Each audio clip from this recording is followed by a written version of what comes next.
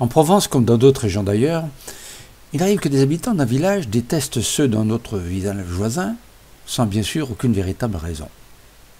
C'est le cas des habitants du village des Bastides Blanches vis-à-vis de ceux de Crespin, qui doivent partager la même bêtise. Aux Bastides Blanches vivent Hugolin, le neveu du Papet, le dernier du clan des Soubérans. Hugolin a pour projet de créer une grande plantation d'œillets et de faire fortune par la revente de ses fleurs, avec l'appui financier de son oncle. Mais le puits du mas de Massacan, ne fournissant pas assez d'eau pour pareille plantation, les deux hommes décident d'acheter le champ de Marius Camoens, dit Pic-Bouffigue, au Romarin, où ils savent que se trouve une source. Mais Pic-Bouffigue refuse de vendre son bien et décède peu après. Hugolin et le Papet espèrent enfin mettre la main sur la propriété. Ils bouchent la source pour en faire disparaître toute trace et déprécier la valeur du terrain pour que personne n'ait l'idée de l'acheter. Les Romarins et un grand morceau de colline vers le vallon des Plantiers, où il y a une petite source, reviennent en héritage à la sœur de Marius, Florette Camoens, veuve Cadoret. Mais celle-ci décède et c'est son fils Jean Cadoret, ou Jean de Florette selon une vieille coutume provençale, âgé de 35 ans, affligé d'une bosse, percepteur à Crespin, qui en hérite finalement. Jean de Florette est marié avec Aimée et ils ont une petite fille, Manon. Contre toute attente, Jean Cadoret quitte tout et décide de changer de vie et de s'installer au Romarin pour entreprendre une carrière de paysan. Dans un premier temps, il décide de planter quelques petites cultures familiales pour l'alimentation de la famille, puis de cultiver des graines de courge, graines noires, nécessaires à l'élevage massif de lapins d'Australie. Le 30 mars, le toit de la maison était parfaitement réparé, la remise était couverte de tuiles neuves, les portes et les fenêtres fermaient presque exactement, et il ne manquait pas une vitre. Les volets avaient été repeints en vert clair, la façade restait rustiquement recrépie, à la chaux brillait toute blanche au soleil. Enfin, il avait remplacé les poteaux pourris de la treille par des troncs de jeunes pins à l'écorce rouge et noire, et les pampres jadis échevelés formaient maintenant un plafond verdoyant sur la terrasse rénovée. Pour célébrer la fin de ces travaux, et surtout pour obtenir d'autres félicitations que les siennes propres, Jean Cadoret invita Hugolin à boire un verre de champagne. Il arriva vers les 6 heures du soir, quand au tournant du vallon, il découvrit la ferme, il ouvrit de grands yeux et s'arrêta quelques secondes. Le bossu le regardait de loin en souriant. À 6 mètres, Hugolin s'arrêta de nouveau, regarda longuement et secoua la tête. « Eh bien, qu'en pensez-vous » ? « J'en pense que pour venir voir une maison comme ça, j'aurais dû mettre mon costume des dimanches. » Aimée venait de sortir dans une robe rose, et 2 espèces de tresses rouges couronnaient son pâle visage. La petite Manon, installée sur une balançoire accrochée à la branche basse d'un olivier, pointait en avant ses espadrilles bleues, un brin de fenouil à la bouche. Enfin, il vit la jolie pompe à manivelle, installée sur le couvercle de bois de la citerne, et un tuyau de caoutchouc était enroulé sur une grosse bobine de bois. Hugolin estima la longueur à 30 mètres et son prix à au moins 100 francs. Il ne reconnut pas la cuisine, animée par la pendule que la cire d'abeille avait remise à neuf, et tout éclairé par la blancheur des murs, enrichi par l'éclat des cuivres. Il admira la suspension toute dorée, dans laquelle était maintenant une très grosse lampe à pétrole, sous un abat-jour de verre bleu, entouré d'un cercle de lampes électriques, inutiles mais luxueuses. Lorsqu'il visita le premier étage, il fut stupéfait de constater que le mari ne dormait pas avec sa femme et qu'ils avaient chacun leur chambre. C'étaient des manières de gens riches. Ce bossu diabolique avait sûrement beaucoup d'argent, il savait travailler de ses mains, et sa confiance dans le succès final de son entreprise semblait justifiée aux yeux d'Hugolin par cette première réalisation.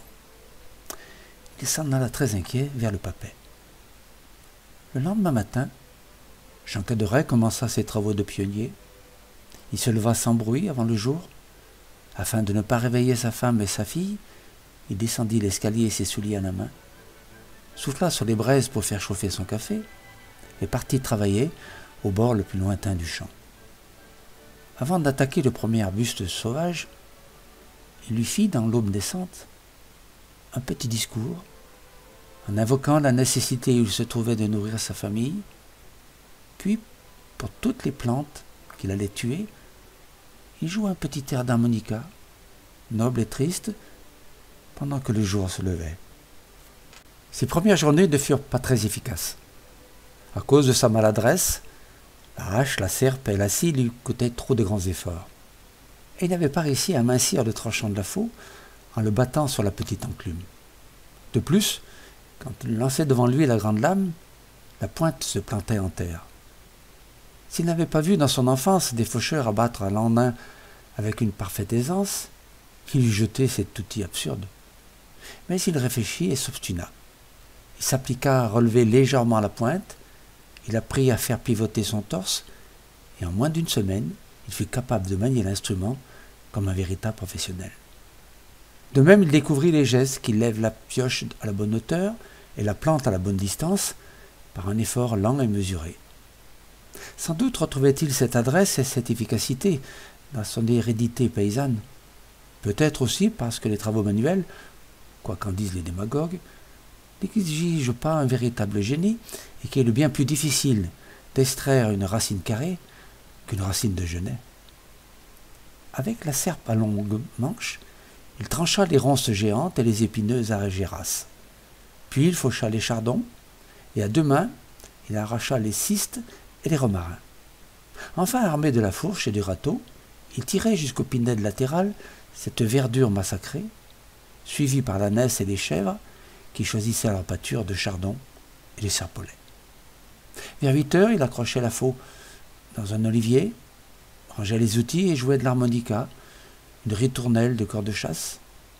Alors, sa femme et sa fille venaient apporter le casse-croûte, car il tenait à déjeuner comme un paysan. C'était un vrai repas, des œufs durs, des anchois, des charcuteries, des pêches trans de pain et un grand verre de vin rouge. Puis après quelques bavardages et parfois un peu de musique, tout le monde se mettait au travail. Le père reprenait la faux ou la fourche, la mère allait faire le ménage, la fillette surveillait les chèvres. À midi, la charmante aimée mettait le couvert sous la treille, mais le bossu ne s'accordait qu'une demi-heure pour ce repas, et il repartait au travail jusqu'à la tombée de la nuit. Alors, aux premiers appels de la chouette, il rentrait épuisé, mais souriant, dans la grande cuisine, où la petite fille au bout de la table faisait des pages d'écriture, pendant que sa mère disposait les assiettes autour d'un bouquet de fleurs des champs. Il se lavait, peignait ses cheveux noirs d'où tombaient des brindilles, des feuilles de thym, des miettes d'écorce.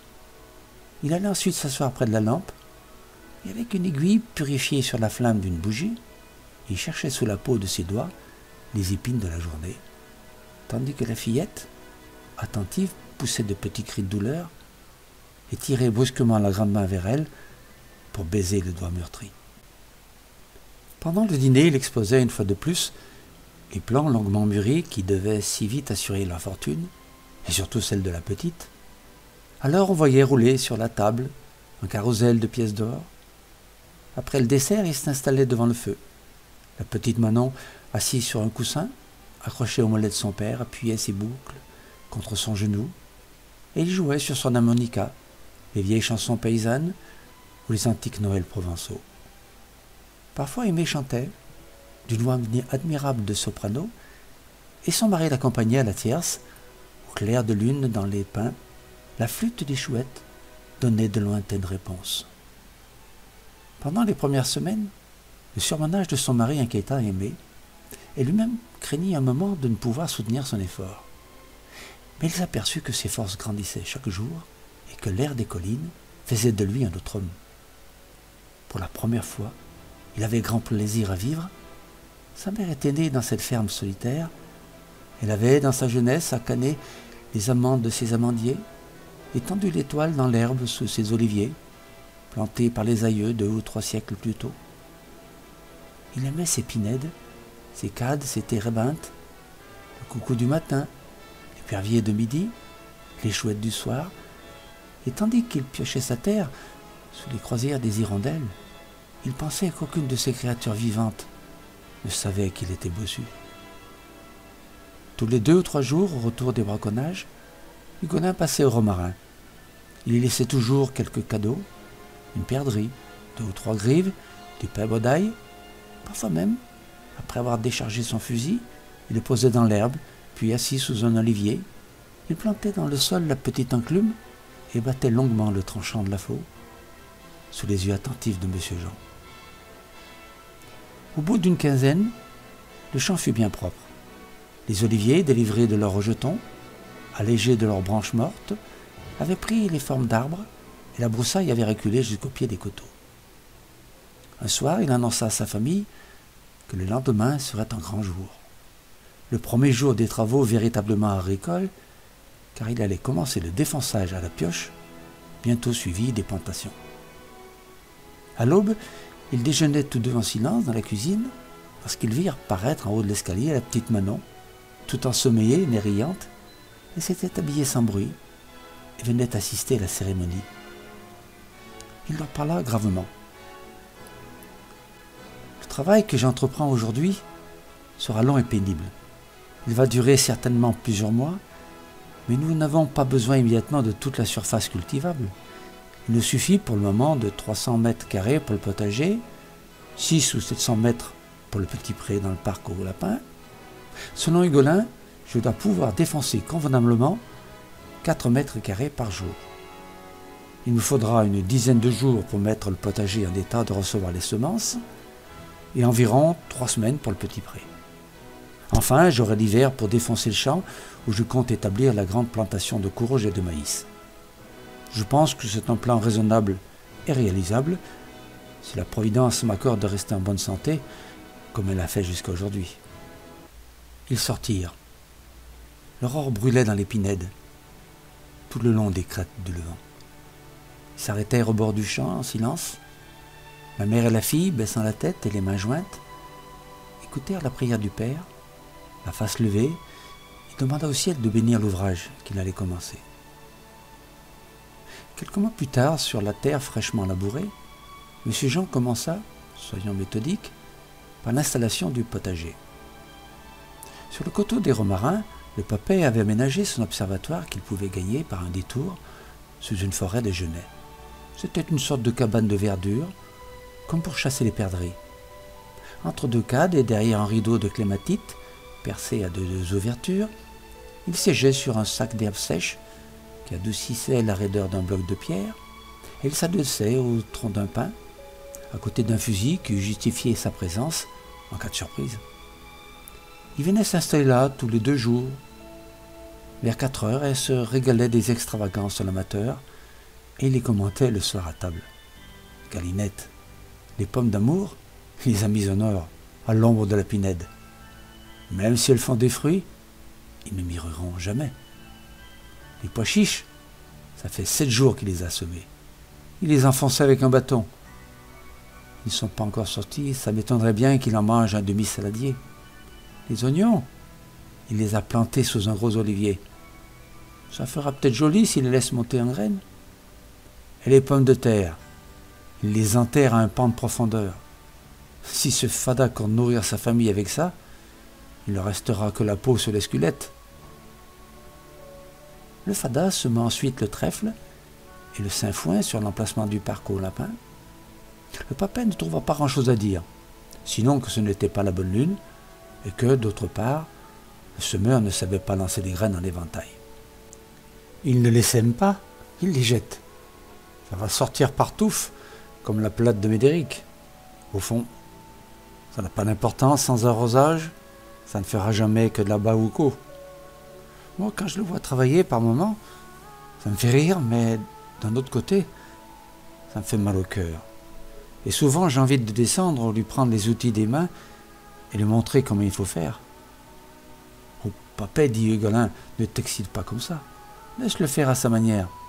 C'est peut-être pas la bonne, mais c'est la meilleure pour nous. »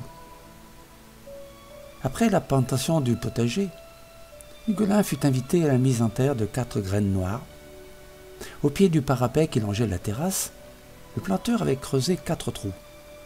Les remplis d'humus enrichis par le fumier de l'ânesse. Les graines enfouies furent largement arrosées, et la petite Manon, toute rougissante de fierté, reçut la mission de les abreuver tous les soirs. Un petit arrosoir pour chaque plante. Dans 15 jours, dit M. Jean, elles auront passé le parapet et commencé à escalader la treillie. Il attaqua dès le lendemain l'installation du parc aux lapins. Le papa, qui n'avait pas grand-chose à faire de sa vigne, revenait de temps à autre à son poste d'observation. Il vit le bossu commencer la tranchée qui devait recevoir le bas du grillage. Les bras nus, mais sa bosse cachée par un vieux gilet à fleurs, il lançait à la volée le pic de mineur, puis déblayait la terre ameublie avec une étroite pelle à charbon. De temps à autre, il la laisse reposer sous un olivier. Alors il tirait de sa poche l'harmonica et jouait des chansons provençales comme Magali ou Misé Babet, et de mystérieuses musiques qui ressemblaient à celles de l'église. Souvent sa femme, qui balayait la terrasse sous la treille, qui étendait sa lessive sur les romarins, chantait de loin, à travers les accords de l'harmonica, et parfois sur des airs joyeux et saccadés, la fillette, les bras levés en amphore au-dessus de sa tête, dans ses pieds nus, sur l'herbe du printemps. Papa écoutait et regardait, vaguement ému, et il pensait, c'est vraiment des artistes. Dans les concerts des fêtes patronales ou dans un cirque, ils auraient eu un grand succès. Mais cet imbécile qui pioche comme un curé perd son temps et son argent pour un travail qui ne servira à rien. Mais Hugolin paraissait très découragé. « Papé, disait-il, ce bossu me fait peur. Il a tout planté au hasard et ça pousse. Ses coups courts m'arrivent aux genoux. Sa clôture est presque finie et au lieu de maigrir, il engraisse. S'il réussit cette année, il peut continuer. » Papé haussait les épaules et ne répondait pas. Alors Hugolin essayait d'évaluer l'héritage du bossu, puis ses dépenses pour avoir une idée du temps qu'il pouvait encore tenir. D'autres fois, il faisait le compte des sommes fabuleuses que le fada lui faisait perdre chaque jour, et il crayonnait des additions sur la table. Il en oubliait de manger, tandis que M. Jean, fort satisfait de ses travaux, montrait un merveilleux appétit, un teint clair, des yeux brillants et un grand plaisir de vivre qui s'exprimait chaque jour par un concert d'harmonica. Cependant, un jour, tandis qu'il manœuvrait le levier de la pompe d'arrosage du potager, il entendit au fond de la citerne un étrange gargouillement. Et Manon, qui tenait au milieu du potager la petite lance de cuivre, cria « Ça ne coule plus !» Il alluma la bougie de la lanterne, qu'il laissa descendre dans la citerne au bout d'une ficelle. Le tuyau frôlait la surface de l'eau. Il ne restait qu'une très mince nappe dans le coin plus bas du réservoir. Il n'en fut nullement inquiet. « C'était prévu, dit-il. Je croyais que nous avions encore 1 ou 2 jours d'arrosage, mais c'était prévu, et s'il ne pleut pas cette nuit, nous aviserons demain. » Le vallon bordé par 2 apics de roches bleutées était plutôt une large gorge. Le chemin en longeait le fond sous la falaise de droite. Sur la gauche, il y avait une longue suite de champs, séparés les uns des autres par une marche d'1 mètre de hauteur, une sorte de mur de pierre sèche qui soutenait le champ supérieur. Ceux qui étaient le plus près du village étaient encore cultivés. On y voyait quelques vignes bien entretenues, de l'orge en herbe, de longues raies de pois chiches sous les oliviers ou les pruniers. Mais à mesure que le vallon montait vers les collines, les cultures étaient remplacées par une herbe rude et jaunâtre, dominée par des milliers de fenouils, des bouquets de térébinthes, de jeunes pins, de grands buissons d'églantiers.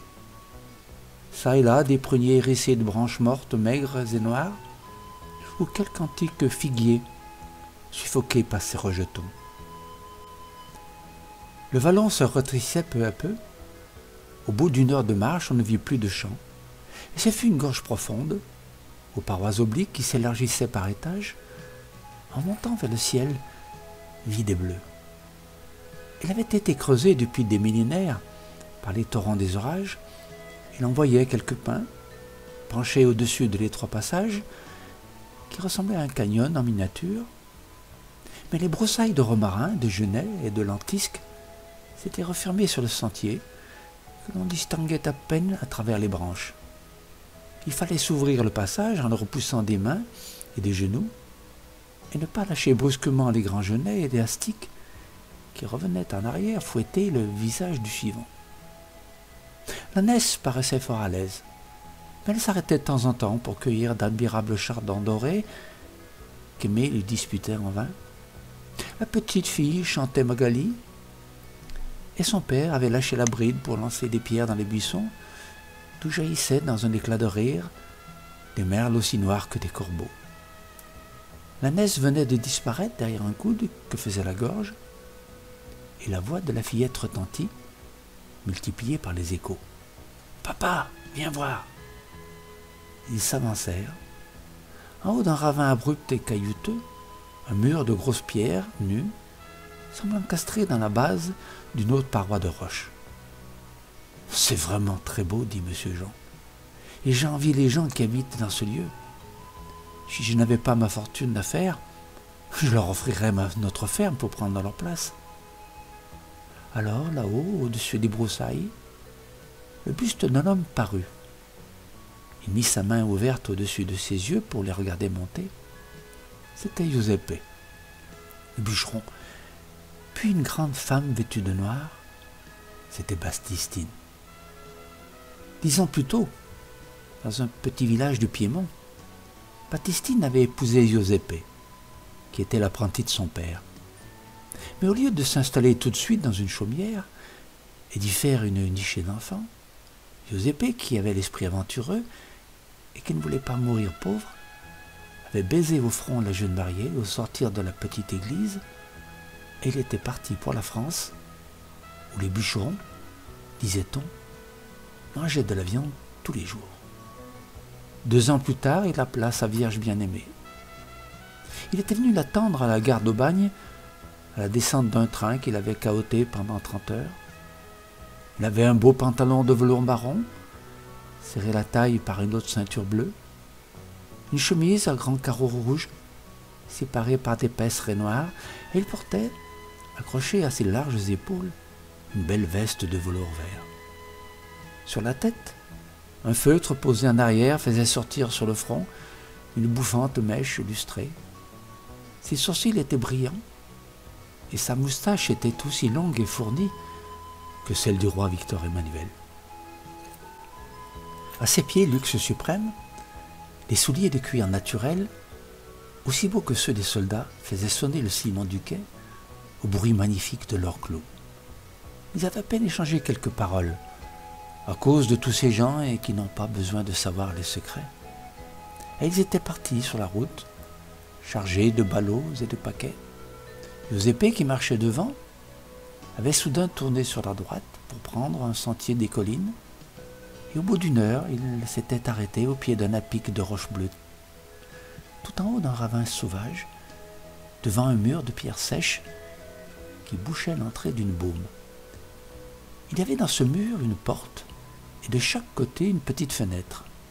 Il était entré le premier et avait ouvert les volets.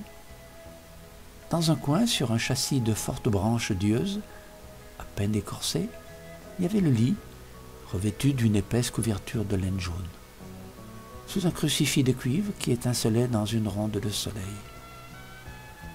Le long des parois de calcaire, des escabeaux, 2 coffres décorés par de grosses têtes de clous, et sur le couvercle d'un vieux pétrin, un réveil matin de fer blanc. À gauche, près de la porte, dans le coin où le mur s'accrochait à la roche, un âtre. Coiffé d'un manteau de plâtre rouge, on voyait encore de profondes empreintes de doigts. Contre le mur de droite, suspendus à d'épaisses chevilles de bois, des haches à ébrancher, des serpes et 2 grandes cognées à lames étroites et courbes, dont le tranchant était prolongé par des muselières de cuir. Baptistine regardait, étonnée, mais heureuse, le nid sauvage de leurs amours. Giuseppe leva les doigts et dit « Ne fais pas de bruit, écoute. » On entendait une sorte de gazouillis d'oiseaux et de temps à autre un tintement léger. Il la prit par la main et la conduisit au fond du trou. Là, sous une fente moussue de la roche, il y avait un petit bassin plein ras-bord d'une eau transparente. La source, avait-elle dit. L'eau s'écoulait par une rigole qui traversait le mur sur la droite. Il la fit asseoir sur le lit. Baptistine m'a bien aimé. C'est ici que j'habite depuis 2 ans. Je ne sais pas qui est le maître de cette vieille bergerie. Personne ne m'a jamais rien demandé. J'y suis venu parce que c'était commode pour mon travail et puis ça faisait des économies. Mais j'ai de l'argent pour acheter une maison au village. Regarde. Il alla plonger son bras dans un trou de la roche. Il en retira un petit sac de toile, étroit comme un tuyau. En le tenant par un bout, il le secoua au-dessus de la couverture et des pièces d'or tombèrent. Baptistine joignit les mains en extase.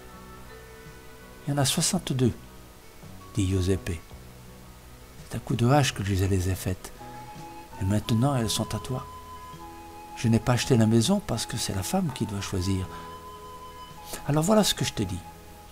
Si tu veux, nous habiterons ici, jusqu'à ce que tu aies le premier mal au cœur. Alors, à ce moment-là, tu iras choisir au village. Ça, c'est mon idée.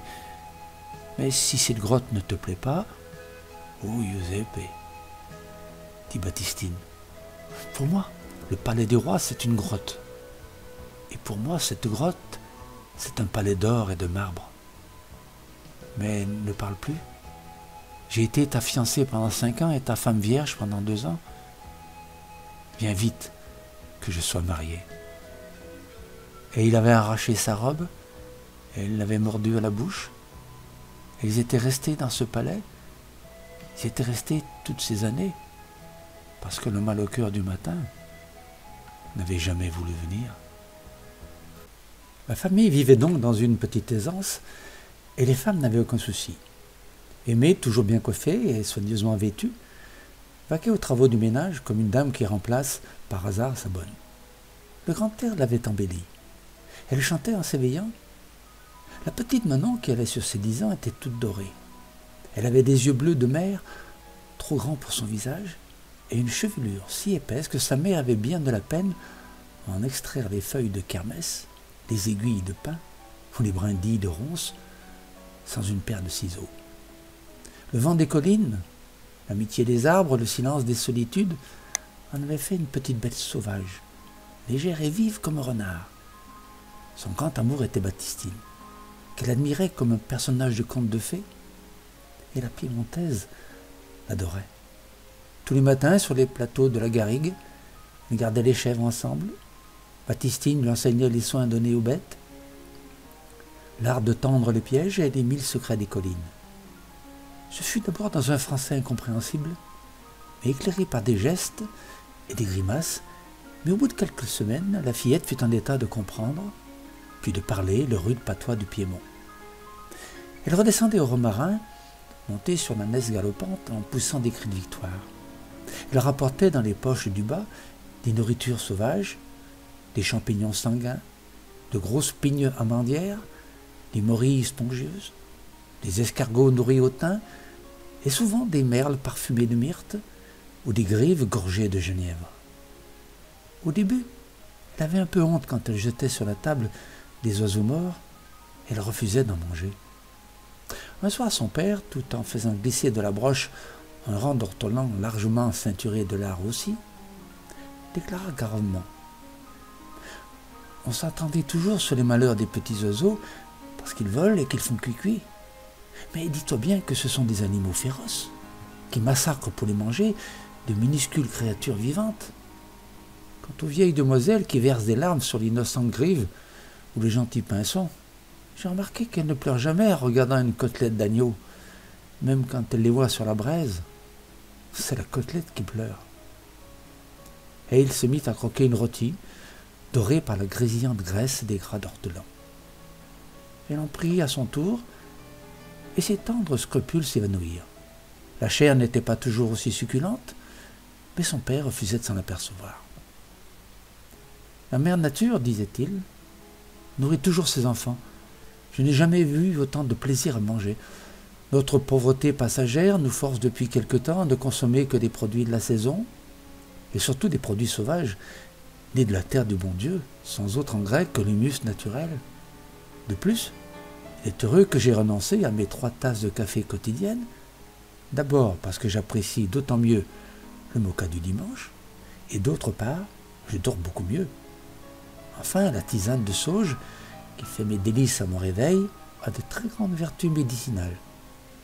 C'est à ce nouveau régime que je dois ma parfaite santé. Quant à l'air des villes, il est la cause des plus terribles maladies. Quand je pense à ces malheureux qui vivent entassés les uns sur les autres, entourés d'un bruit infernal, qui vont chaque matin s'asseoir dans un bureau méphitique et qui se croient des gens supérieurs. Eh bien moi, je ricane. Et il ricanait, et Manon riait aux éclats. Elle parlait peu à la maison, elle préférait écouter son père, qu'elle admirait en toutes choses et qu'elle chérissait d'une tendresse maternelle à cause de son infirmité. À table, elle surveillait son verre et son assiette. C'était pour lui qu'elle choisissait la plus grosse grive, les plus belles figues, les meilleurs champignons. Et quand il rentrait des champs, elle s'agenouillait devant lui pour délacer ses lourds souliers de paysan. Sa grande joie, ce furent les jours de pluie en hiver, car alors la famille ne sortait guère de la ferme. Devant l'âtre, où crépitaient des fagots d'argéras sous les bûches résineuses, il racontait l'histoire de France, lisait des poèmes ou jouait des comédies de Molière en changeant de voix pour chaque personnage.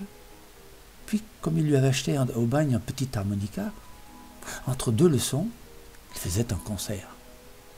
Manon jouait Magali ou Misé Babet, et son père brodait des variations merveilleuses autour du thème de la chanson.